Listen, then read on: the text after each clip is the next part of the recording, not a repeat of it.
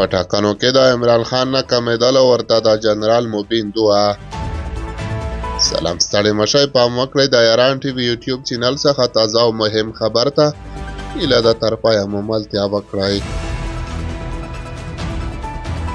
پاکستان د ائتلافي یا ګډو حکومت جوړولو پر لور مسلم لیگ تیاری نیسي، خو عمران خان یې د ملتیا بلنه رد کړه.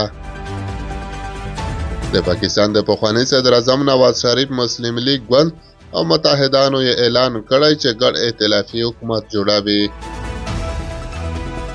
تماده چې له دې سره به هم پای ته ورسیږي چې د فبرورۍ د 8 له انتخاباتو وروسته په پاکستان کې رامنځته شوی دی. په دې انتخاباتو کې هیڅ یو ګوند داسې اکثریت په ګټلو بریالی نشو چې حکومت جوړ کړي. دا اعلان پرون وروسته له هغې وشو چې د پخواني صدر اعظم عمران خان ټولو مخالفو ګوندونو په اسلام آباد کې غونډه وکړه. په دې غونډه کې د پخواني ولسمشر آصف علي زرداري په مشرۍ پیپلز ګوند او د پخواني صدر اعظم نواز شریف د مسلم لیگ ګوند غړو ګډون کړی و. د نواز شریف ورور شهباز شریف چې د عمران خان له لرې کېدو وروسته د هېواد د چارو واک ورسپارل شوی و هم حاضر و. شهباز شریف له زرداري او نورو سیاستوالو سره په ګډه خبري غونډه کې وویل چې مسلم لیگ به له پیپلز او نورو کوچنیو ګوندونو سره راتلونکی حکومت جوړ کړي. هغه زیاته کړه چې د دې ائتلاف د پارلمان تقریبا له 3 څوکۍ ګټلې دي.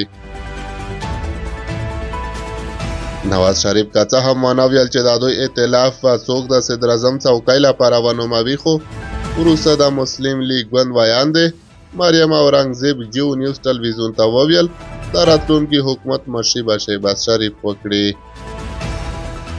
د مسلم لیگ او پیپلز ګوند په ګډه خبري غونډه کې ډېری پوښتنې له هغې ډلې ده چې څوک به پر مهمو څوکیو کار کوي بې ځوابه پاتې شوي دي.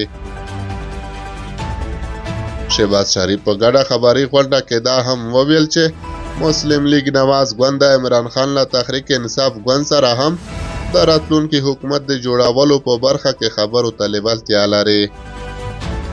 خو عمران خان د ګډ حکومت جوړولو کې د همکارۍ وړاندیز رد کړ. ښاغلي عمران خان چې پرون د اډیاله په زندان کې محکمې ته د حاضرېدو پر مهال خبرې کولې وویل چې ګوند به هیڅ کله له مسلم لیگ او پیپلز ګوند سره خبرو ته کښېنني. بلخوا د افغانستان د ټولنیزو رسنیو فعال جنرال مبین هم عمران خان ته د بریا او حوصلې دعا کوي.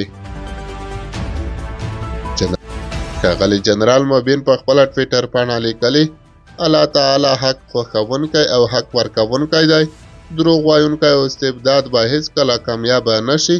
الله پاک د عمران خان او ورسره ملاتړو کسانو ته د زړه صبر او حوصله ورکړي.